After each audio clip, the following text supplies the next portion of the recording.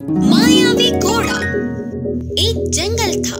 उस जंगल में कभी कभी एक राक्षस आकर अपने भोजन के लिए हाथ आए हुए जानवर को ले जाता था। उस राक्षस के आने पर अपने प्राणों को हथेली में रखे डर डर के रहते थे सारे बाकी के जानवर। इस बार वह राक्षस आया और सारे जानवरों को डरा के बकरी को उठा ले गया। इसी जंगल में एक घोड़ा था। वह बहुत ही सीधा साधा था, लेकिन उसके मासूम होने के कारण उस जंगल के बाकी के जानवर उसे हमेशा चिढ़ाते थे। हिरन ने कहा, अरे ओ घोड़े, इस पूरे जंगल का चक्कर काटना होगा, मुकाबला हो जाए क्या? फिर लोमड़ी ने कहा, वो क्या भागेगा, ऊपर से डरा हुआ। बोलते हुए लोमड़ी छिड़ाने लगा। उन बातों से सारे जानवर हंसकर छिड़ाने लगे। मैं सबकी तरह ही हूँ ना, लेकिन फिर भी मुझे ये क्यों रुलाते हैं ये लोग हमेशा। मैं इनके साथ नहीं रहूंगा, कहीं दूर दूसरी जगह चला जाऊंगा। सोचते हुए उदास होकर उधर से चला गया घोड़ा। इससे अकेला जाने वाला घोड़ा डर डर के आगे बढ़ने लगा। इतने में उसके सामने एक अनोखा रूप प्रत्यक्ष हुआ तो घोड़ा और डर गया। उस अनोखा रूप ने कहा, नहीं दोस्त, मैं तुम्हारी मदद करने आया हूँ। लगता है तुम किस परेशानी में हो। तुम्हारी परेशानी बताओ, मैं दूर करूँगा।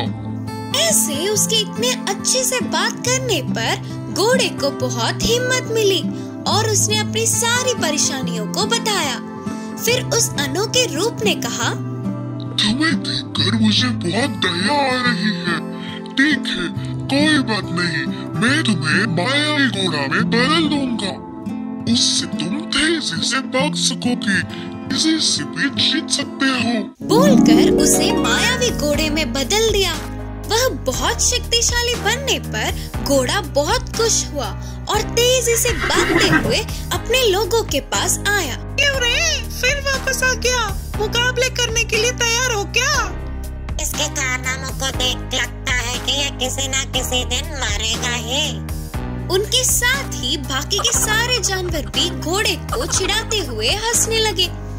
फिर भी उन सब के बातों को अनसुना करते हुए घोड़ा बस चुपचाप घास खाने लगा। फिर थोड़ी देर बाद बड़े बड़े आवाजें करते हुए राक्षस वहाँ आया तो सारे जानवर डर के भागने लगे। राक्षस लोमड़ी को उठाकर ले गया।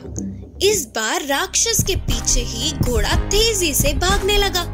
फिर राक्षस के साथ युद्ध के मैदान में उतरा। आखिर में मायावी घोड़े के हाथों राक्षस मर गया। लोमड़ी को लेकर घोड़ा अपने लोगों के पास आई। इसे उतने बलशाली राक्षस को घोड़े ने किस तरह हराया करके लोमड़ी अपने बाकी के सभी जानवरों से बोली। सारे जानवर चौंक गए।